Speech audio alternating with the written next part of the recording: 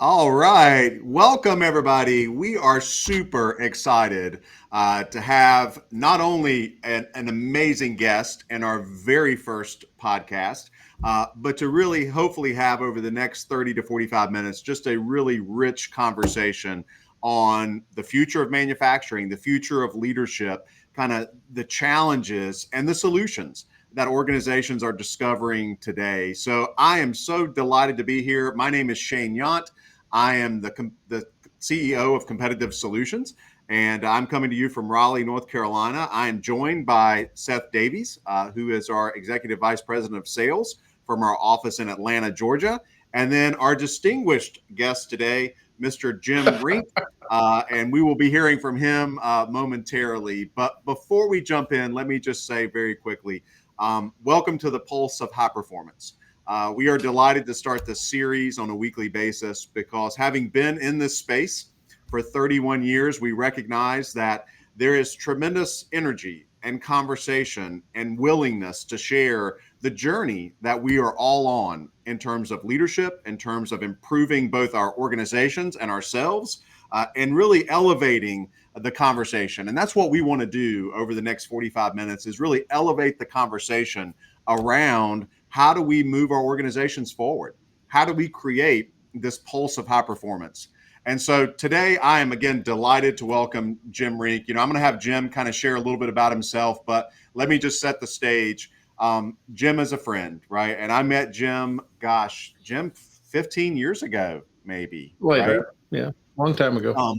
We were attending a North American Manufacturing Excellence Summit in Chicago, and Jim was with Caterpillar at the time and attended one of my workshops that I was giving at that event. And from that moment on, was so eager to connect with him each year that we attended this event because he always had great industry insights. But even more than that, just an incredible human being. And so, Jim, thank you so much for joining Seth and I today. I would love for you to maybe just share a little bit about kind of yourself and what you're doing right now. Well, this is going to be a love fest, by the way, for the next 45 minutes because I just love you both. You're just good human beings. So, as Shane alluded, I worked for Caterpillar for like 31 years, and then I had an opportunity to retire. So I retired, and I spent my career bouncing between maybe the manufacturing execution side, kind of running operational things, and then on the advanced engineering side. And then I was like, it's an opportunity to go do something else. And so I always tell folks I'm Caterpillar retired, not life retired. And I finished up a degree. And then somebody said, hey, would you be interested in doing some consulting? I was like, not full time, but I'd be interested. I was practicing yes therapy, right? So when, because for 30 years in a factory, anytime everybody asks you to do something, you always say no. Hey, can we put up a basketball rim? No. Can we do this? No. And so I was like, hey, I need to practice more yes stuff. And so I started doing some consulting and then met some wonderful people doing that. And my passions are around workforce development, economic development, education and training, and sustainability in the environment. And so where some people work on their golf game, I work on, volunteering or, contributing to organizations. And I was on an advisory board that was meeting virtually, and somebody said, hey, this is the University of Wisconsin, and I'm a proud Badger. I actually totaled up the years of like volunteer service was like over 25 years on advisory groups, right? Wow. And so they said, hey, so-and-so is retiring. There's going to be an opening over this manufacturing center. Would you, if you know any candidates, would you tell them to throw their name in? And I was like, I'll throw my name in. And that I made it through the first round, second round, third round, and ended up with the job. And it's intriguing because the manufacturing center, it's called the Quick Response Manufacturing Center. It really deals with the idea of competitiveness by time. And you're like, what the heck does that mean? If you ever had anything, if you're in a factory and something breaks and you're like, oh, my machine tool's down, you kind of lay out the value chain and say, well, where's all the time going? Because I got to get the machine up and running. You don't tend to yell at the electrician on the machine tool. You're trying to figure out, well, where's the parts? What's the ordering process? And what quick response manufacturing does is it looks at those elements of time and says, well, your your competitiveness gaps are in your time buckets, not at your operator level, not at the machine tool level. And so I took that center, and the emeritus professor was actually my program director, was my interim program director when I was in grad school. So I'm very young, or he and I are both very old. And then, universities, you work through appointments. And so the other part of my appointment is to be the program director for that graduate school program that I was in 40 years ago, except today it's virtual, not in person. And it's actually I'd say it's a great program. It's an outstanding Isn't program. it crazy how life just comes full circle? Well, I think when you embrace it, going full circle is where it is, right? It's like kind of going with, and I do truly believe, especially in manufacturing, everybody is connected somehow in manufacturing.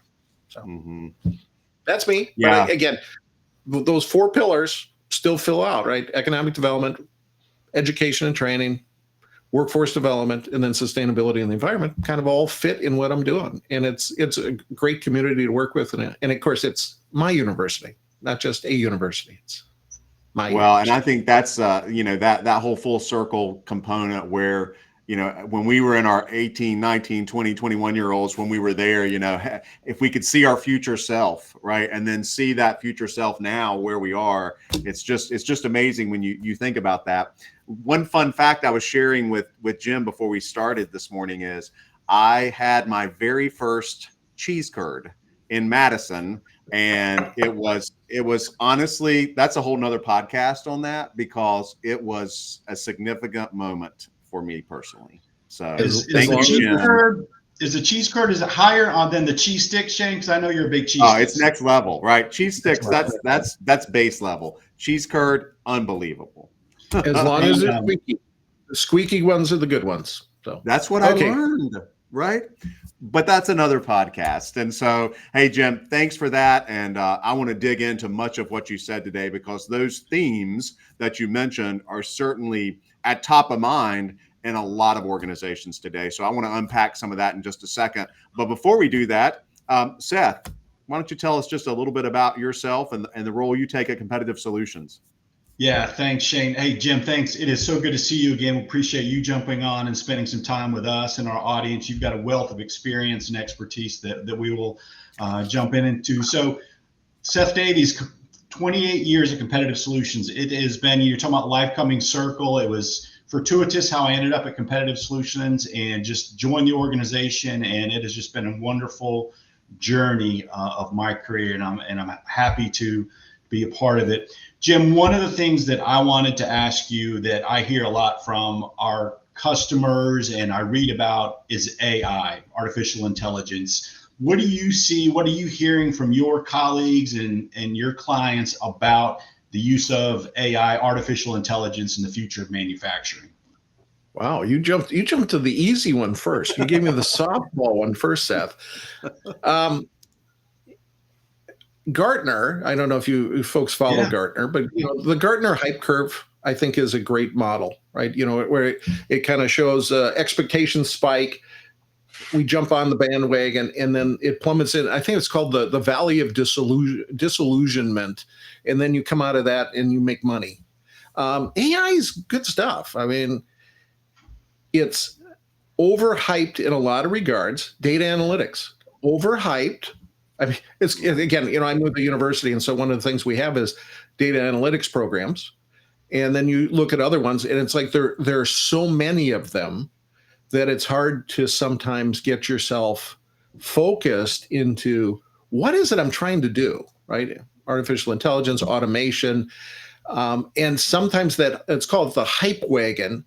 We get just driven to climb on the wagon to do something, but we don't know what it is. And if you're really focused on what am I trying to do, and you get everybody aligned with it, there's an amazing amount of stuff you can do with artificial intelligence. I play with like ChatGPT for like writing. When I wrote a capstone dissertation, and when I wrote it, ChatGPT wasn't available, but my teenage son was. So he was my editor. I'd write this 200-page thing. He's a great editor. He'd go through it, give it back to me. We did that like 18 times. He's obviously a better editor than I'm a writer, by the way. But now you can do that same type thing with like ChatGPT, and you can make it interactive. I'm also an adjunct instructor in another university. My students will occasionally, like out of the box, just like submit something they use ChatGPT for, and it's awful. I've seen people not lose grades because they used AI. They lost grades because they didn't use it intelligently. They just let it regurgitate like really bad stuff, and then they published it as a paper. And the paper was worse than anything they would have written on their own. But for things like optimization, yeah, you think about your 18-year-old self as that badger there at the University of Wisconsin, and in the computer lab with your floppy disk. We've come a long way to ChatGPT. I was excited when they went to hardened case floppies, so that they didn't bend all the time.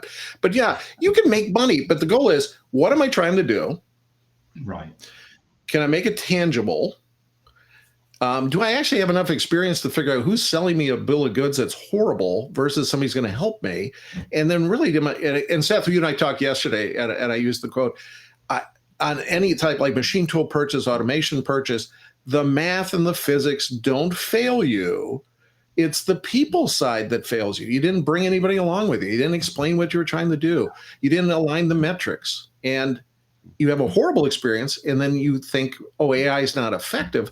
No, you just didn't bring anybody along with you when you tried to do stuff. So, Jim, that's a great point. And you mentioned data analytics. Let's unpack that just for a second.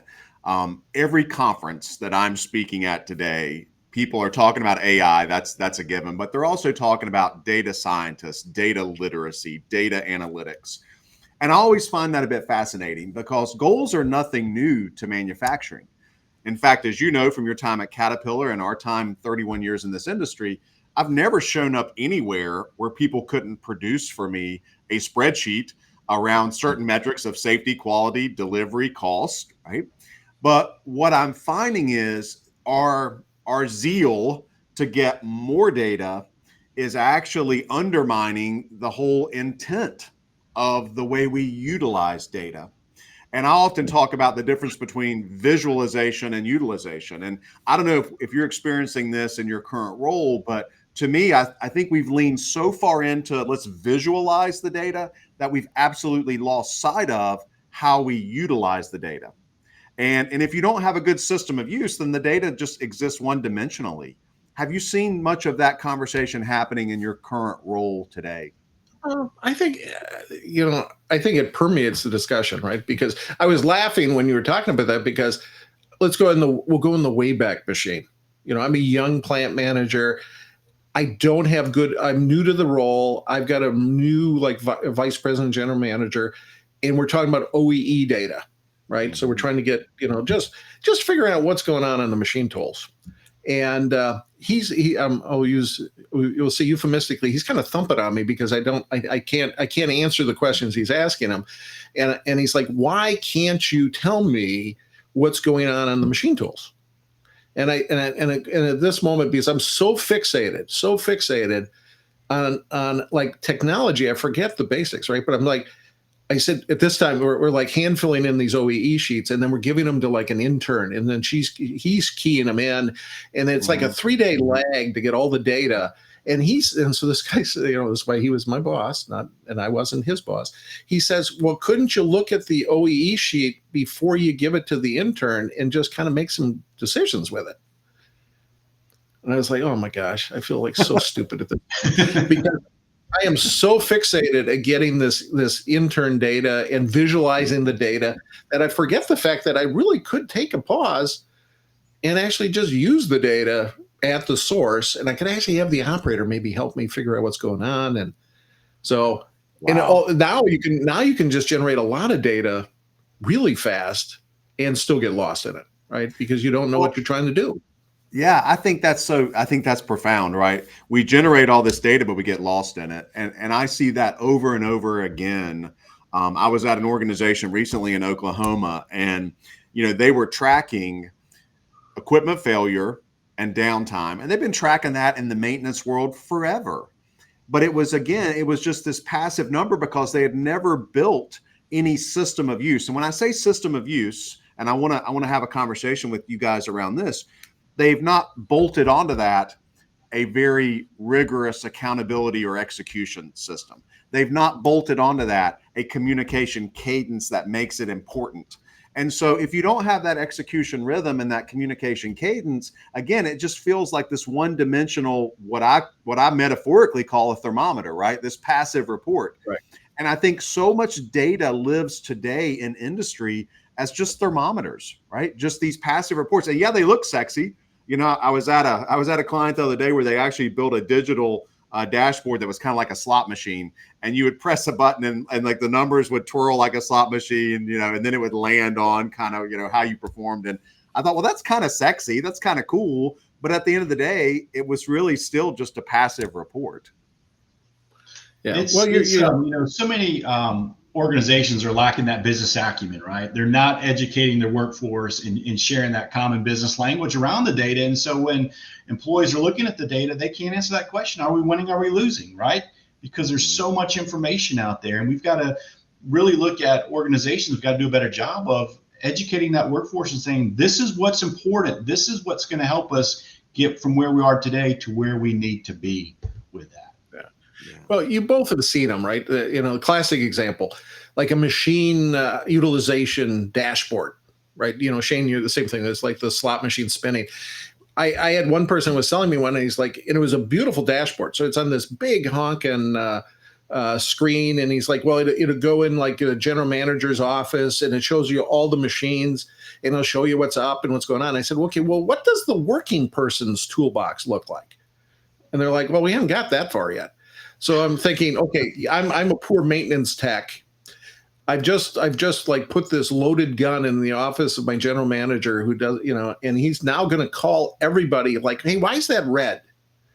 I just saw it blink. It just blinked to red. What's going on? And none of the support staff has a clue. They don't have the data. They don't have access to the data. They don't have the ability to answer questions. And now I've just created this horrible experience where, you know, data is a club, artificial intelligence is a club, and have I made the plant better? No, but the manager just sits and, you know, he's like watching the Weather Channel. He's just watching the storm front come in, and it's like, hey, I need to empower my team to be better. What am I trying to do, right? And you know, Shane, you taught me this a long time ago. Be a thermostat. Don't be a thermometer. You know. Give people the ability to pull levers to make a difference in their own life. And then maybe let the executive person start asking questions, but empower people to make decisions and do something. So, yeah, you know, Shane, that's. I don't know if that answered your question. I kind of rabbit holed this a while. It does, because, you know, behind AI, behind data analytics, there's people. And you know, Jim, I would ask you to just your time at Caterpillar, right? Was there like a profound leadership moment, epiphany, where, you know, you were maybe a plant manager, maybe you were in a special project, some scenario where you had like this profound, you know, leadership epiphany around people? Does anything come to mind on that? Because I think a lot of us in our careers, we've kind of had those moments where, you know, and often it's in the moment of like, how did I get here, right? Where we have that growth and that self-awareness. Was there anything that comes to mind from your career? I laughed. You can tell I actually thought of something right when you started with it, because and I actually jotted some stuff down just so I didn't go all over the place. One of the things that came to mind is leadership is caught more than taught. And so as leaders are in our foundational period, we kind of emulate the people. And all manufacturers 30 years ago, it was nearly 40 years ago, it was a pretty intense environment, not necessarily very competitive. So so my punchline to the joke, Shane, is Jim is assorted nuts, because I'm running a group. I've got a whole new set of managers. The biggest group I've ever had, gone from like 50 people, 100 managers, not very even. I want something else. So I'm not a blessed Adam. In my youthful game, I behave exactly, and so I do the same. One would like back, one would like walk off, one would like they did, and that's the gingerbread cookie. All my people to be exactly the same. I'd have an easy management thing. I could just do my own thing. And what I realized is I had a box of assorted nuts. I just had crazy people, right? And I needed to be the gingerbread cookie. I needed to be the person that was consistent, and I couldn't be, this little demigod god of just like stuff. But they actually did an intervention because I had a very insecure boss at this point, and he is making me even worse as a leader than I was, right? Because I'm immature, but he's just, I'll tell you, evil boss, good boss, insecure boss. I'll take him. I'll take good, evil, and then insecure last, because you can't get a cadence. And so he's making me I'm letting him drive my behavior. And they all came in like one-on-one. They showed up and said, you're out of control. You're just ranting at us at times, and you're not clear on your thing. And I threw like the first one out. I threw the second one out. I threw the third one out. I got to the fifth guy, and he said, and we had a really, what a lot of us young people thought, we had one manager we thought was really bad. And he said, I would rather work for him than you. Wow. And I'm like, what? He's really awful. And he said, this is the good, the bad, and the insecure. I'm the insecure guy. He said, when you work for him, he at least knows how to wear the velvet gloves. Now, again, I'm still a sponge. I'm sponge-like, because I don't even know what that means. So I remember I write down velvet gloves. Then I'm like, what the heck does that mean? He says, when he corrects us, and he was brutal, he doesn't bruise us. He wears the velvet gloves. He doesn't. You get mad, and then you get worked up. You get very personal. You attack us at a personal level. And now fortunately, so again, you run through the game flick, and you think they at least loved me enough that they were willing to help me change. Yeah. And I was like, well, I don't want to be that guy. And so I was like, okay, how did I get here? How did I lose perspective? Because that's not who I want to be. And that was my epiphany moment. I'm trying to visualize the angry Jim, because I don't think I'm having a hard time doing that, because all I know is the outgoing, jovial Jim. So that's what I'm gonna have to think about on that there. And the crazy thing, that reputation carries with you forever. I mean, it was like, but I'd have like young people that, somebody screwed up something, and it was really flagrantly dumb, not a math error, but something like an issue that wasn't right. So I'd pull them in my office, and I'd say, and they'd be a little nervous, and I'd say, what's my reputation? They're like, oh, you're unbelievably frightening. And I'm like, okay, here's the deal. I said, I haven't been that way in years, but I still have a reputation. So here's the deal. I can actually kind of dig the gorilla out of the closet and turn that back on. And I really wouldn't like it, and you wouldn't like it. But there's some advantages they have in the reputation. So if we could agree that you just acknowledge that this wasn't a very bright thing you did, and that, I'll help you through not doing it again. Kind of in a Stephen King novel where he doesn't actually ever talk about the creature, he just kind of stays vague. I said, if you could come out and say it's a really horrible experience ever be in the man's office, and you don't want to get rebuked by him because it's so intense, it's beyond compare. We can just end now, and we just, spend a couple minutes, talk about your family, say how you're doing, and we'll go from there. And they're like, I said, it's your choice. I can do the gorilla thing, or you can, and they're like, oh, I'm good with that. I said, okay, but keep my reputation up. Yeah. Okay. That's such a profound point, because as you were sharing that story, I was thinking about when I began my career, and many in the audience know I started my career at Purdue Farms, so poultry processing. So, here I am right out of school, I'm in a kill plant, right?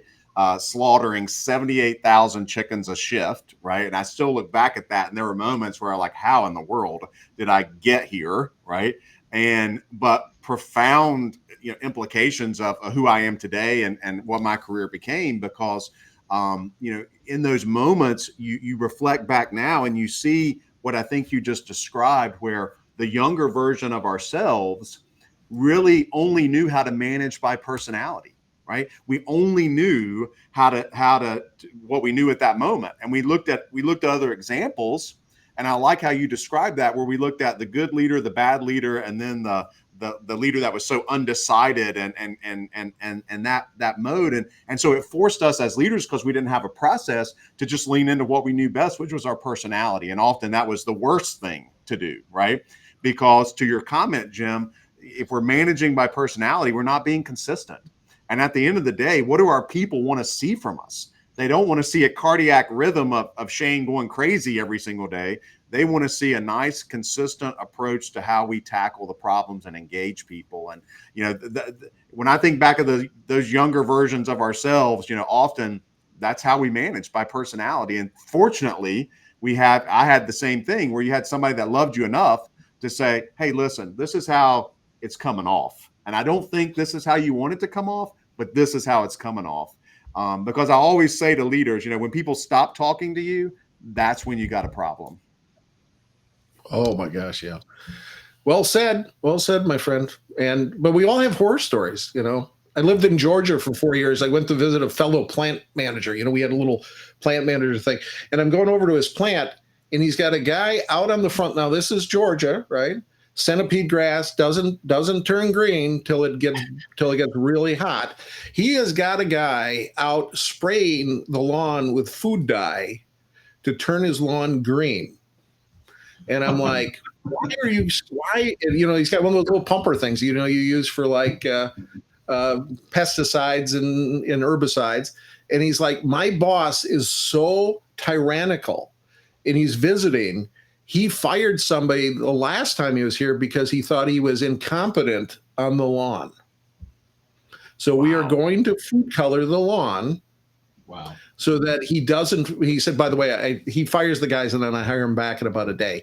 But he said, it's just a lot of work to do that. It's easy. Think of this. It's easier for him to spray paint the lawn than to explain to the guy that centipede grass doesn't green until it turns about 90 degrees. What do you do with that? But there's lots of us like that. I believe that.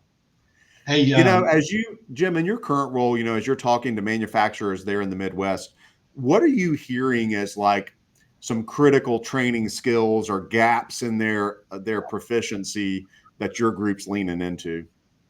Yeah. So so I'm part of the College of Engineering, right? Mm-hmm. So that's, they'd say there's for us, there's really three really cool things. Well, for me, there's really three really cool things about the organization. Top-notch faculty, and we offer everything from, and I'll answer your question in a second, but I got to put a plug in. We go everything from the multi-day mini courses, right? You have public courses, we do custom courses. You can bundle those into certificates. You can do in-house training, and we can do and then you can just say, I want to actually earn a degree. We've been in the business, University of Wisconsin, not like University of Georgia, I haven't been around that long, but 175 years as a university. The engineering professional development side of it, which is where I work, 75 years. The online master is 25 years. And then my center is about 30 years. Workforce is everything. And it's workforce everywhere from I can't get enough of them. From logistics people, fork truck drivers, assemblers, machinists, welders, techs, supply chain people, all the way at plant manager. Again, right now, even if you can even hire those, you can't get people who've run plants. That run plants well. We can run plants. It's just, can you do them well? And one of the things I pound on people is, do not be like the neighbor that just ups his wages and steals the cookies from the little kid next door. We have to be looking at how do we build capacity, and capacity's pipeline issues. And we need to be willing. And I just did this morning because I wanted to know the stat. If you Googled BLS, Bureau of Labor Statistics, and then so you do Google BLS job applicant, jobs per applicant, the current number, so you have 8 people for every 10 openings. right? And people are like, oh, that's happened after COVID. COVID was the anomaly. COVID took us to like 6 applicants per job. But if you look at the trend, it went to 1, which is a bad place, right? It says I have more jobs than I have people back in 2017. And it's been curving down for a long time. So good people building capacity. And I was in a workforce meeting 2 weeks ago because I always harp on affordable daycare. And the person I was sitting next to worked in a fairly rural place. And they said, it's affordable is absolutely true, but it's available. We don't have any. We can make it affordable. We can't make it available. And so I say, hey, manufacturers, we need to be willing to partner together because, I can't maybe do a daycare, but if I worked with, instead of viewing my neighbor as my competitor, I viewed other manufacturers as partners. Oh, I could do that. I lived in Georgia. We did my plant. We did a little joint venture with the Department of Labor and the Department of Justice to employ justice-impacted people. Because if you don't figure out how to put somebody to work, the recidivism, right? I'm a blue collar kid. I didn't know what the word meant until I was like, oh, they come back to prison. Well, can we figure out how to keep justice-impacted people out of prison? Jobs. They need jobs. And so women in the workforce, jobs, help military people transition both emotionally and job alignment wise is key. And then employing the disabled because they're wonderful employees but you have to be willing to be, you can't be me at age 25 or 30, which was, I want my gingerbread cookie. If you're willing to kind of like be creative and then partner the living daylights out of people around you, because there's tons of people that are willing to work with you. You just got to stop viewing your neighbor as your enemy. That is an awesome point. And I saw this firsthand. I was in Alabama recently and I was driving down a corridor of probably 5 different manufacturing facilities. And it was interesting because they all had help wanted signs and and you could see literally on their billboards where they had like a $5,000 signing bonus and that was marked through. And then there was a $6,000 signing bonus and that was marked through. Right. And it was almost like staged. But it was the reality of that work pool, that shrinking work pool, that rather than, and I love your point, collaborating as a community, we were competing as individual entities. And literally people were just bouncing between who had the highest bonus and who had the weakest kind of occurrence process where I could bounce back and forth, and not be penalized. And I think that's the mindset we've got to move to. And I just want to say one other thing, because I know Seth wants to jump in, but I also think, and not to take anything away from, the large universities, but most manufacturing is in rural America.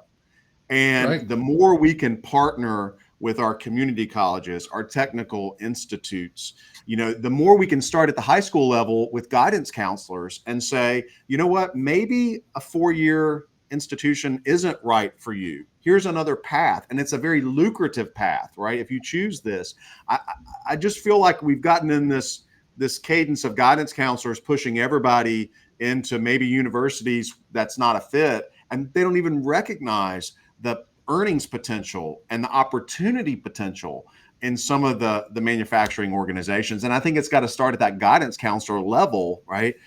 So we begin to market that. Well, and it's the parents, right? Getting parents to see, manufacturing is not a scary place. It's clean. It's very hands-on. You could have a good career, a good lifestyle actually working. Now, I will tell you that we have to get rid of people in leadership that make it a horrible experience. Because if we engage our workforce and it's like, these are good people to work with, the jobs aren't really the problem. It's getting people in there. Now, I was closing a plant. So the last job I had with Caterpillar, my predecessor it had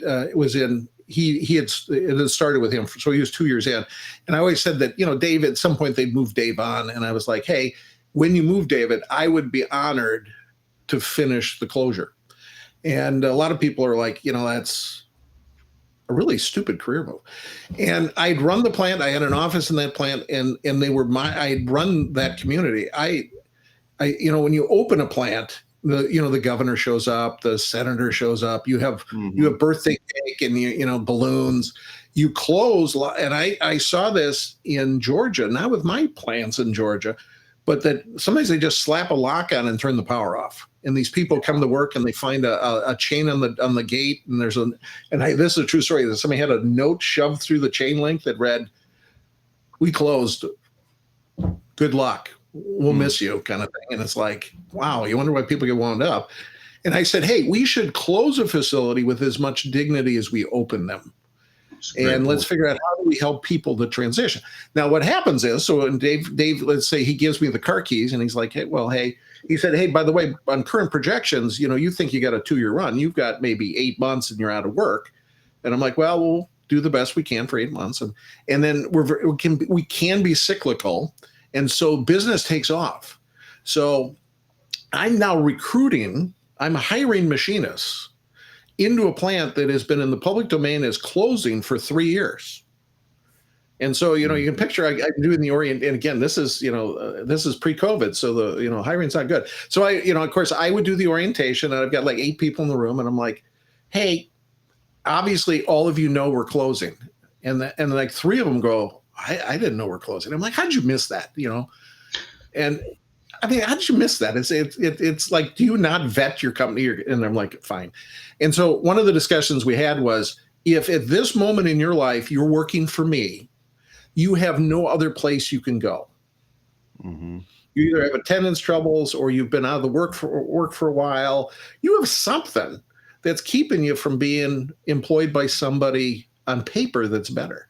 But I said, I will tell you, you will have a phenomenal experience with us, because we're going to figure out how to onboard you, make you part of a community, and we'll take care of you up until the time we close.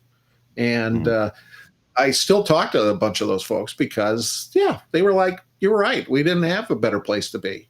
But I had brought back, or actually David done it, a ton of good people out of retirement, because I said, I can't get good entry-level people that are trained, but I have good seasoned people that can convert them into good people, into good employees. And so I'll put money into mentoring and coaching people versus trying to, but who in their right mind is a seasoned machinist is going to come work for a company that's going to close at some point.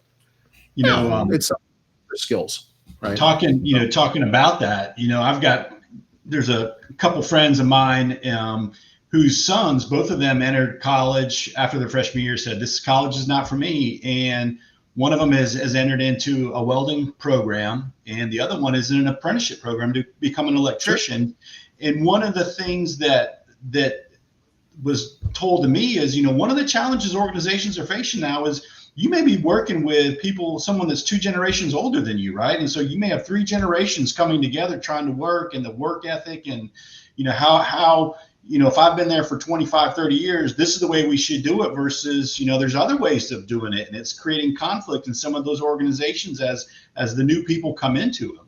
And this really goes back to what you said earlier, Jim. It's about that workforce development. Are we developing our people? Are we giving them the skills they need to be successful, but also to have the people skills, the EQ, and then also the PQ that we talk about? Mm-hmm. Well, that's the truth, right? Because it's, how do you engage people to be part of? Because I'm telling you, I think it was Covey had the 4 L's. It's like everybody wants, it's kind of Maslow at his lowest, right? They need to be able to live. Yep. They need to be able to. It's live, learn. People want to learn things. They want to be part of something. They want to love and feel a part of something. And I'll tell you, one of the things I love about factories, I had opportunities to work other places. I was never a military person, but I have, when military people talk esprit de corps, a good factory is the nearest thing I will ever experience to a military experience of brothers in kind of a common focus. And then Covey's last one was legacy, because people, first part of your career, you chase like success. And then some point, some of us flip over to, I want to be significant. I want to make a difference in people's lives. I don't want to just, because somebody's like, well, why aren't you still a Caterpillar? It's like, it was a great job. I just wanted to do something else. I could, if I was going to make only money, I'd still be a cat. I want to make a difference. So it's about having those mentors that can guide us and show us the way and teach us, share their institutional knowledge. I'd say so. Do we want to take a question or two before? How much time do we have before we go off? You know what? I air? think we've got about 3 minutes left. There's one question in the chat real quickly I saw, and that was around where was a time, Jim, that you failed, and how did you handle that? Not well. And again, it goes and there's a lot of it. There's always a good book in there, right? There's a thing called Resilient Leadership by a guy named Poisadas. But what happens is that you take on I talk about a lot of us we're fire blankets, and our careers are surrounded by taking on bigger and bigger fires that we through brute force put out. And I run into people who say, again, that's their career path. I said, what will happen to you at some point? You will get a bigger fire than your little fire blanket can put out. And you will continue to work more. You will expand your hours.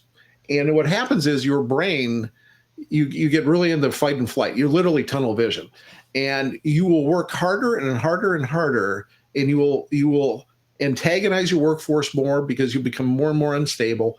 I literally broke off of a big gig, but I took on a plant that had actually impacted like corporate earnings. They cost like 70 cents of earnings because they hadn't been able to put things through. And I thought because I've always been successful, I can manhandle this. So I'm working all shifts. I'm in at like 4. I'm coming home at 7. I'm taking calls on the weekend, and but my brain is tunneled. And everybody but me knows I'm completely self-destructing, right? And I just needed, so I got pulled out at some point, and somebody else took over. And somebody was like, well, that must have been harsh. I was like, no, I cried because I was so happy when the other person showed up. Because I committed at that point. I was like, you hear people say this, I'm just committed to, even if this kills me. And I was like, yeah, I'm there. And I'm like, well, what a dumb thing to say is that I'm committed to this no matter how bad it goes. I needed a boss to kind of pull me on the side and say, you don't realize this, but you're out of control. You're overly committed. You're overly hyped up. We need to have you take a step back. And I did not have that. I had a lot of criticism, but I didn't have a lot of compassion.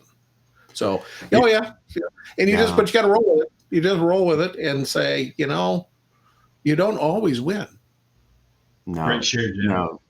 But the humility to know that, right? And I think that's a great way to kind of bring this to close, because you mentioned the word legacy, Jim. And you know what? I think for many leaders that in their stage of their career, as we hopefully become more enlightened, at the end of the day, leaving that leadership legacy is the most powerful thing we can do for not only the people that we lead, but for us as humans, right? Because we want to leave something better off than we found it. And I think that's the power of the leaders that we're coaching and we're meeting and what we're trying to do as an organization. I think it is at the core of the pulse of high performance that if we don't have that mindset that we're leaving something bigger than ourselves, then what'll happen is exactly what you described. We self-destruct, right? We want to be that fire blanket for everything, but there comes a time where we just simply can't, and it's exhausting, right? And and I know Seth sees this a lot too, where there is such a tremendous amount of leadership fatigue in industry today. And I think it's exactly what you just described, Jim, is that when you're in the mindset of being that fire blanket, all that's going to do is create a level of leadership fatigue that if you don't burn yourself out, someone's going to pull you out because they see, you're at the end. And I think it's challenging leaders to think about, how do we not become that fire blanket? How do we leave a leadership legacy? And how do we do that? Not by the power of our personality, but through good systems and good processes. Agreed. Yep. Yeah. Hey, well, Jim, I also want to just talk about how we began the conversation talking about cheese curds. We talked about gingerbread cookies, and we talked about assorted nuts.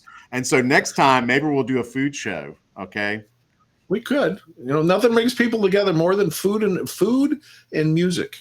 Yes, I agree. Right. I agree. So maybe that's a podcast down the road. We can talk more about that. But I know, Seth, any just closing thoughts you want to share with the group? Yeah, first, Jim, thank you for your time. How can people find you? LinkedIn, Jim Rink on LinkedIn. Did you connect there? I'm an open networker, so it's LinkedIn/IN, and I'm just Jim Rink. Right? Jim Rink. So reach out. I'd love to connect. Well, Jim, thanks for your time. This has been a great first podcast for Competitive Solutions, sponsored by Vision One. So thank you for your time. Thank you for your insight. Thank you for your expertise. We really, really appreciate it. Well, thanks for having me. Well, and let me just close by saying again, Jim, thank you. For the audience listening, there is no better human than Jim Rink. And so if you want to learn about how to be a great leader, how to leave a leadership legacy, I really would encourage you to connect with him on LinkedIn, because you'll be smarter as a result of that. Seth, thank you for producing our first podcast, The Pulse of High Performance, sponsored by Visuant. We would love to connect with you. We are at csipbl.com, and you can find us there. And you can also find us on LinkedIn at Shane Yount or Seth Davies, and we would love to continue this conversation. We look forward to our second podcast, and thanks everyone for joining us today. Best wishes. Thank you. Thank you.